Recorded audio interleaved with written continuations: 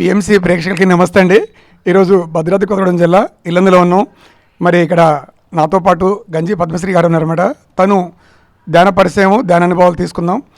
Madam, మీరు first ముందుగా మీ యొక్క కుటుంబ పరిచయం, మీ కుటుంబం గురించి ముందు చెప్పండి మేడం. Thank you sir. అందరికీ నమస్కారం అండి. నా పేరు గంజి పద్మశ్రీ అండి. మాది ఇల్లెందు. నాకు ఇద్దరు అబ్బాయిలండి. పెద్ద బాబు పేరు సత్యార్థ, చిన్న బాబు పేరు సిద్ధార్థ. ఇద్దరికి పెళ్ళిళ్ళు అయిపోయినాయండి. పెద్ద బాబుకి ఒక బాబు, చిన్న బాబుకి ఒక పాప. పెద్ద బాబు గోదావరిగంలో ఉంటాడు. ఆయన సింగరేణిలో మెకానికల్ ఇంజనీరు. చిన్న బాబు సాఫ్ట్వేర్ ఇంజనీర్ హైదరాబాద్. ఇద్దరికి లైఫ్ సెటిల్ అయిపోయిందండి. నేను ఇల్లెందులో మా సొంత ఊరు కాబట్టి మా సొంత గ్రామంలో ఇల్లు కట్టుకొని 2 పోర్షన్లు కట్టుకున్నానండి. ఒకటి రెంట్కి ఇచ్చి ఒక దాంట్లో నేను ఉంటాను. మేడం, మీరు ధ్యానంలోకి ఎప్పుడు వచ్చారు? మీ యొక్క ధ్యాన పరిచయం చెప్పండి మేడం. నేను 2016లో మా వారు చనిపోయారండి. తర్వాత 17లో మేము హైదరాబాద్ షిఫ్ట్ అయ్యాము. మా చిన్న బాబుకి అప్పుడు మ్యారేజ్ కాలేదు. హైదరాబాద్కి ఉన్నప్పుడు తోటికోడలు పద్మ అని తను కడతాల్లో ప్రోగ్రామ్కి అది ధ్యాన మహాయాగాలు జరుగుతున్నాయని వెళ్ళింది. హైదరాబాద్లో ఉన్నా కాబట్టి దగ్గరే కదా అక్క, మీరు రండి అంటే నేను బాబాకు సరెండర్ అండి. 2000 నుంచి షిరిడి సాయిబాబాకు బాగా నేను అంటే ఆయన మా ఇంటి పెద్ద అనుకుంటా. నేను అన్నీ ఆయనే నాకు మంచి చెడు అన్నీ ఒక కుటుంబ పెద్దగా నేను తను ఒక భగవంతుడు అని భయం కాకుండా ఒక ఫ్రెండ్ లాగా మా వెల్వేషర్ లాగా నేను ఉంటూ కాబట్టి తను అనేది మీరు బాబాకు సరెండరు, ధ్యానంలో కూడా ఇలాగే ఉంటాయి మంచి ఆలోచనలతోని, మీరు ఒకసారి కడతాలకు రండి, వస్తే ఇక్కడ మీకు తెలుస్తుంది అని రమ్మని ఇన్వైట్ చేస్తే అప్పుడు నాకు అసలు పత్రిజీ సార్ మీద సరైన అభిప్రాయం లేకుండే. అది టీవీలో చూసి సారు అందులో ఆమె ఎవరు చెప్తుంది నమ్ముతుందని తన మీద కూడా నాకు ఇది లేదు. కల్కి భగవానికి చేసింది కొన్ని రోజులు. తర్వాత మళ్ళీ ఇప్పుడు ఏదో ధ్యానం అని వెళ్తుంది పత్రిజీ అని, ఆయనది కూడా టీవీలో వచ్చింది కదా అని నేను అంత ఇంట్రెస్ట్ చూపించలేదు, నమ్మకం లేకుండే. తను బాగా చెప్పింది, ఏం కాదమ్మా ఒకసారి రాండి అక్క, మీరు వచ్చి చూసి మీకు నచ్చితే ఉండండి లేకుంటే వెళ్ళండి అన్నది. సరే చూద్దామని ఉదయం వెళ్ళి సాయంత్రం వద్దామని వెళ్ళాను. వెళ్ళడంతోనే ఫస్ట్ ఆ రోజు బాలకృష్ణ సార్ అంట సేతు క్లాస్లో గర్భసంచి హీలింగ్ క్లాస్ అంట. అది నాకు కూడా తెలియదు. హాస్టల్ సర్జరీలో 4 hours. అసలు నాకు ధ్యానం గురించి ఏం తెలియదు. నేను అన్ని గంటలు ఎప్పుడు కూడా కూర్చోలేదు. ఫస్ట్ టైంలోనే 4 hours అందులో కూర్చున్నాను డైరెక్ట్గా. స్టార్ట్ అవుతుందని ఆమె తీసుకెళ్ళి కూర్చోబెట్టింది. కూర్చోవడంతోనే నేను కళ్ళు మూసుకున్నాను. అసలు మామూలుగా నేను ఏది నమ్మను, ఏదైనా అంటే ఎవరైనా చెప్పిన దాన్ని నాకు సొంత అనుభవం అయితే కానీ నమ్మను. అట్లా కూర్చున్న తర్వాత అందరూ ఏం చేస్తున్నారా కళ్ళు తెరిచి చూద్దామని నేను కళ్ళు తెరవాలని ఎంత ప్రయత్నం చేసినా నాకు కళ్ళు తెరవరాలేదు.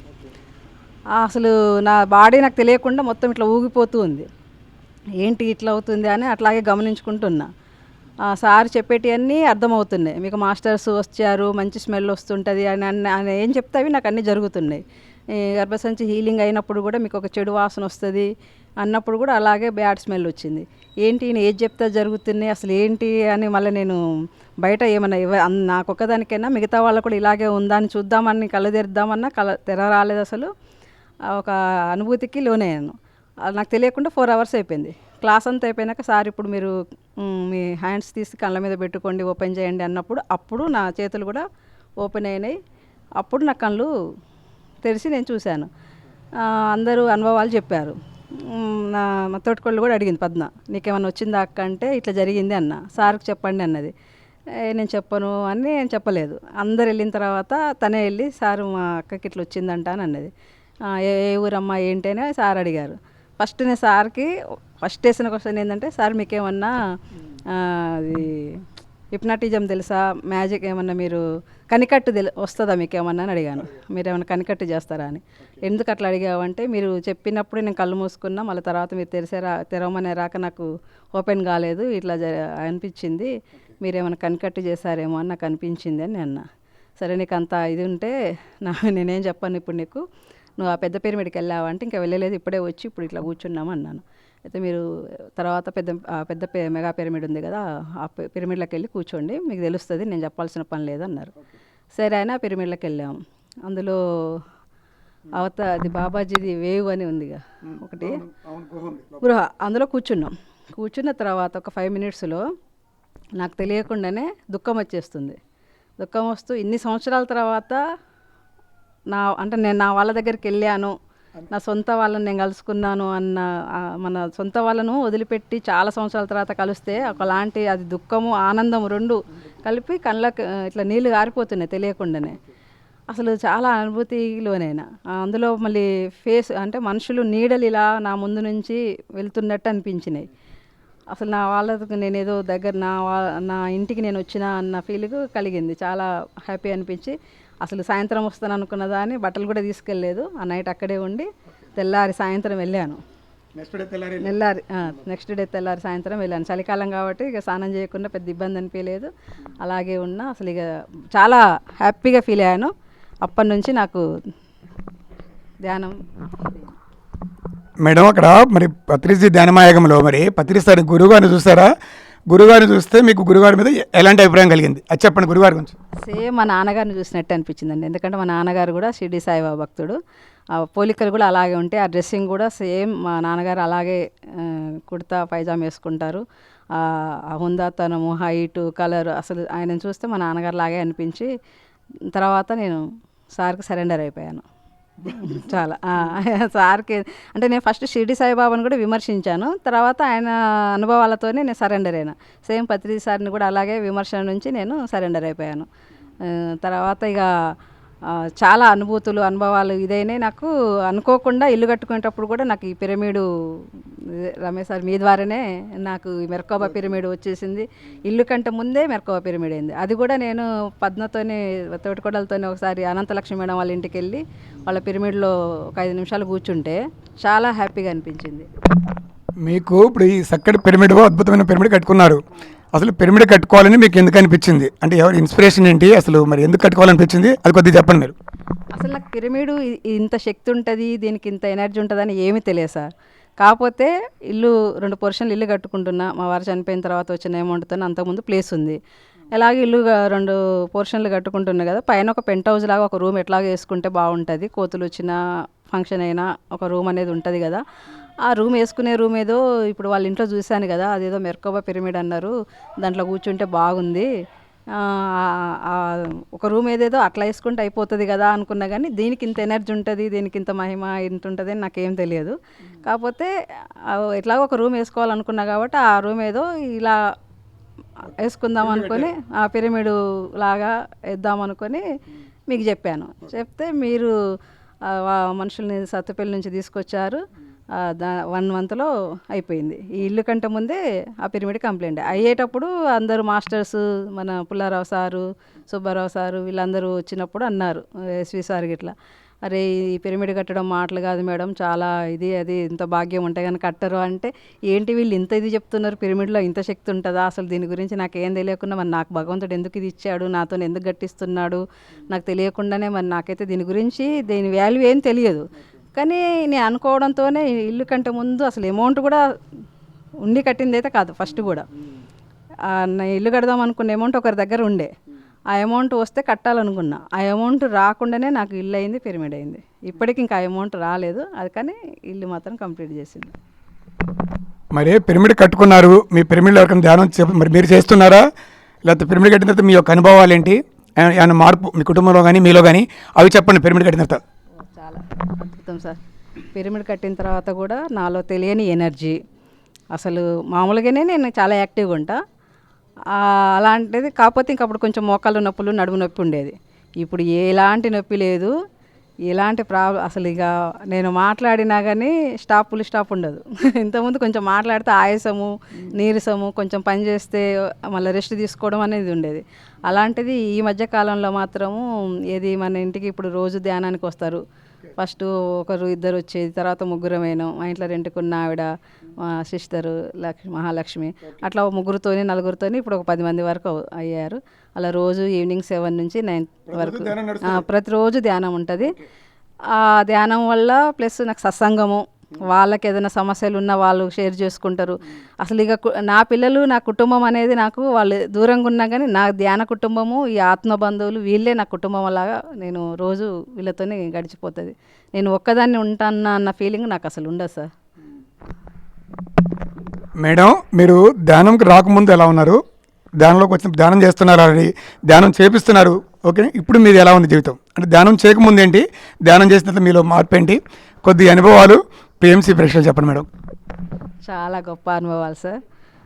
ధ్యానం చేయకముందు కూడా నేను చాలా హుషారుగానే ఉండేది. కాకపోతే ఇప్పుడు ఇంక అంతకు పదింతలు యాక్టివ్గా ఉంటున్నా.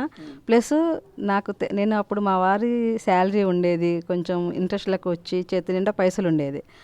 ఆ చేతి నిండా పైసలు ఉన్నప్పుడు కూడా నేను అంటే అందరికీ ఎప్పుడే నాకున్న అలవాటు ఏంటంటే ఎవరికైనా ఇంటికి వస్తే ముందు భోజనము ఏదైనా పెట్టాలి వాళ్ళకి, ఏదో ఒకటి పెట్టడం అనేది సంతృప్తిగా వాళ్ళకి టీయో నీళ్ళు ఏదో ఒకటి ఇచ్చి పంపడం అనేది నాకు అది ఫస్ట్ నుంచి ఉండేది. అయితే ఇక్కడికి నేను ఇల్లు కట్టుకున్న తర్వాత ఉన్న పైసలన్నీ నాకు కంప్లీట్ అయిపోయినాయి చేతులు. అసలు నాకు పెన్షన్ ఒకటి వస్తుంది సార్, 9600 పెన్షన్ వస్తుంది. ఓన్లీ పెన్షన్ మీద నేను నడుపుకోవాలి. అలాంటి చేతి నిండా నాకు 30, 40, 50 వేలు వచ్చినప్పటికంటే కూడా ఇప్పుడు ఉన్న ఈ 10,000, 9600, 10,000లోనే అప్పటికంటే ఇప్పుడు చాలా చాలా హ్యాపీగా, ఆరోగ్యంగా, ఆనందంగా ఉన్నా సార్. అసలు ఎట్లా నడుస్తుందో నాకే తెలియదు. చక్కటి పిరమిడ్ కట్టుకున్నారు, మరి ఎంతో మందితో ధ్యానం చేపిస్తున్నారు. అలాగనే మన పిఎస్సిఎస్ఎంలో ఎన్నో పిరమిడ్ ధ్యాన కేంద్రాలు ఉన్నాయి మేడం. వేరే కడతాలు కావచ్చు, బెంగళూరు కావచ్చు, వశిష్ఠ గౌతమి కావచ్చు, ఎన్నో ఉన్నాయి. మిగతా పిరమిడ్ ధ్యాన కేంద్రాలకు మీరు ఏమైనా వెళ్ళారా? అక్కడ అనుభూతులు ఎలా ఉన్నాయి కొన్ని చెప్పండి మేడం. చాలా చాలా ఈ కడతాల మహేశ్వర పిరమిడ్ కాకుండా వశిష్ఠ గౌతమికి వెళ్ళాను, ప్రకృతి వ్యాలీకి వెళ్ళాను, కాస్మిక్ వ్యాలీకి వెళ్తాను, మాకు దగ్గరే కాబట్టి. కాస్మిక్ వ్యాలీ కూడా ఉన్న బాబాజీ పుట్టినరోజు కూడా వెళ్ళాము. చాలా అనుభూతి చాలా బాగుంది అక్కడ, ఎనర్జీ కూడా. ఇక్కడ మన ఉసిరికాయపల్లి పిరమిడ్లో వారము హ్యాపీ సండేకి వెళ్తాము. అక్కడ కూడా వారము అందరం ధ్యానం చేసుకుంటాము. అసలు జీవితం ఇలాగ ఇంత స్పీడ్గా గడిచిపోతుంది సార్, తెలియకుండానే. చాలా హ్యాపీగా ఉంది. ఇప్పుడు మన పిఎస్ఎస్ఎం మన పత్రిసారిది ముందు ఒక మనిషిని శాకాహారిగా మారాలని చెప్తారు సార్, గురువుగారు చెప్పేది. ముందు మనిషి అనేది శాకాహారిగా మారాలి, తర్వాత ధ్యానం చెప్పి గురువుగారు చెప్పారు. మరి మీరు ఏమైనా శాకాహారం గురించి ప్రచారం చేస్తారా? ఎక్కడైనా శాకాహారం ఎలా జరుగుతుంటే మీరు వెళ్తుంటారా? ఓకేనా, వారి గురించి చెప్పండి మేడం. తప్పకుండా నేను శాకాహార ర్యాలీకి వెళ్తుంటా సార్. ఇప్పుడు మీ ద్వారానే వెళ్తుంటా. మీరు వెళ్ళేటప్పుడు చెప్తున్నప్పుడు నేను వెళ్తున్నా. కాకపోతే అంతకుముందు నడిస్తే కాస్త కాళ్ళ నొప్పులు అట్లాంటిది మామూలుగా ఉండేది. కానీ శాకాహార ర్యాలీకి వెళ్ళినప్పుడు ఎన్ని కిలోమీటర్లు నడిచినా ఏమీ నొప్పి కానీ, ఎండ కానీ, అలసిపోవడం అనేది ఉండదు. చాలా అది అద్భుతం. అసలు నేను కూడా నాన్ వెజ్ బంద్ చేయడానికి కారణము ఎట్లా అంటే, మన కర్తాలకు వెళ్ళినప్పుడే ఒకసారి క్లాస్ చెప్పేటప్పుడు జీవహింస చేయకూడదు, మీ పిల్లల్ని ఎవరన్నా ఏమన్నా అంటే మీరు తట్టుకోలేరు కదా, అట్నే ఒక జీవి కూడా అదే సంతానం ఉంటుంది, అదే ప్రేమ ఉంటుంది అని వివరంగా చెప్పారు. అది చెప్పిన తర్వాత అప్పుడు నాకు అంటే ఏది కూడా నాకు సొంతగా అనిపిస్తేనే నేను నమ్మేదాన్ని. అది కరెక్టే కదా, మన పిల్లలకి ఎవరన్నా ఏమన్నా ఒక చిన్న దెబ్బ కొడితేనే మనం తట్టుకోలేము, అలాగే వేరే జీవులు కూడా అంతే కదా. ఒక కోడి పిల్ల దగ్గరికి వేరే వాళ్ళు వస్తే ఆ తల్లి కోడి ఊరుకోదు, అట్లాంటి వాటిని మనం కోసుకొని తింటే వాటి కూడా మూగజీవులు ఎంత బాధ ఉంటుంది, అది తప్పు కదా హింస చేయడం అనేది ఇక అనిపించి నేను బంద్ చేశాను. అది కూడా నేను ఎవరికి అనిపించినా ఎవరైనా తినేవాళ్ళు ఉంటే నేను బంద్ చేయమని చెప్పను, వాళ్ళకి అర్థమయ్యేటట్టు చెప్తాను. ఇట్లా హింస చేస్తే ఇప్పుడు మనం బాధపడ్డట్టు అవి కూడా బాధపడతాయి కదా, నోరు లేని మూగజీవులు. మనం నోరున్న వాళ్ళమే మనం సమాధానం చెప్తాము, ఒక మాట అంటాము, అవి ఏం అనలేవు కదా, అది పాపం తగులుతుంది, ఆ పాపం వల్లనే మీకు రోగాలు వస్తాయి, ఆ రోగాలకి బాధలకు కారణము, మూల కారణము అసలు ఇలా తినడమే, నాన్ వెజ్ తినడం వల్లనే ఇది వస్తున్నాయి, మీరు తెలుసుకోండి అని చెప్తాను. అంటే ఇక వాళ్ళకి అర్థమయ్యే విధంగా నేను చెప్పాలనేది అడిగినా అడగకున్నా ఇదైతే అందరికీ చెప్తాను. ముందు మీరు ఇది బంద్ చేయండి, తర్వాత మీకు తెలుస్తుంది, ఆటోమేటిక్గా మీకే తెలిసిపోతుంది. ఇది బంద్ చేయడం వల్ల చాలా ఉపయోగాలు ఉంటాయి, ఆరోగ్యం బాగుంటుంది, మీరు అన్ని విధాలు బాగుంటారు, చూడండి అని చాలామందికి చెప్పాను సార్. మేడం, మనకి పిఎస్ఎస్ఎంలో 3 రత్నాలు ఇచ్చారు మన గురువు గారు: ధ్యానము, స్వాధ్యాయము, సజ్జన సాంగత్యం. ఎలాగో ధ్యానం చేస్తున్నారు, మరి సజ్జన సాంగత్యం అంటే ధ్యానం నేర్పిస్తున్నారు, వాళ్ళతో సాంగత్యం నడుస్తుంది. స్వాధ్యాయం మరి అంటే బుక్స్, స్పిరిచువల్ బుక్స్ మీరు ఏమైనా తీసుకున్నారా, చదివారా? ఏమేమి బుక్స్ చదివారో ఒకసారి చెప్పండి మేడం. ఫస్ట్ నేను ధ్యానానికి రాకముందే ఒక యోగి ఆత్మకథ చదివాను సార్. చాలా చాలా వండర్ అది. అంతకుముందు సత్యార్థ ప్రకాష్ బుక్ కూడా చదివాము సార్. అంటే మా పెళ్ళైన కొత్తలో మా వారు తీసుకొచ్చారు, మా బాబు పేరు పెట్టింది కూడా మేము అందుకని సత్యార్థ ప్రకాష్ బుక్ చదివిన తర్వాత సత్యార్థాన్ని పెట్టాము. ఒక యోగి ఆత్మకథ, మరణం లేని మీరు, సీతాయానము, ఇంకా ఏంది నక్షత్రమిత్రులు. అబ్బా సార్, నక్షత్రమిత్రులు అయితే సార్ అది వండర్. అది ఆ బుక్ చదివేటప్పుడే నాలో అసలు ఎన్ని అనుభూతులు అనుభవాలు నాకు తెలియకుండా నేను చాలా దాన్ని అనుభూతి చెందిన. నేను ఆ బుక్ చదువుతుంటే ఇది నా గురించే ఉంది, నేనే ఆ వ్యక్తిలో ఆ బుక్లో ఉన్న విషయాలన్నీ నా కోసమే ఉన్నాయి అన్నట్టు చాలా ఇదైపోయినా. దాని గురించి కూడా చాలామందికి చెప్పాను నేను. ఆ నక్షత్ర మిత్రులు బుక్ గురించి మా ఇంట్లో రెండుకున్న ఆవిడ, మా సిస్టర్, ఇప్పుడు అందరం కూడా మేము కాంతి వాసులము, మేము ఇక్కడి వాళ్ళం కాదని మాకు అర్థమైపోయింది. అసలు అంటే ప్రత్యేకంగా తెలిసిపోతుంది సార్. ఈ ధ్యానంలోకి వచ్చిన తర్వాత మనం ఎవరం అనేది తెలుస్తుంది. మనం మామూలుగా ఒట్టిగా ఏదో తిందాము వండుకుందాము అనే మనుషులం కాదు. మనం ఇక్కడ ఒక ధ్యేయం కోసం వచ్చిన ఒక పని చేయాలి, ఆ పని చేసుకొని పోదాము అనే అది కారణం అనేది తెలిసింది. చివరిగా మేడం, పిఎంసి ప్రేక్షకులకి మీ యొక్క సందేశం ఇవ్వండి మేడం.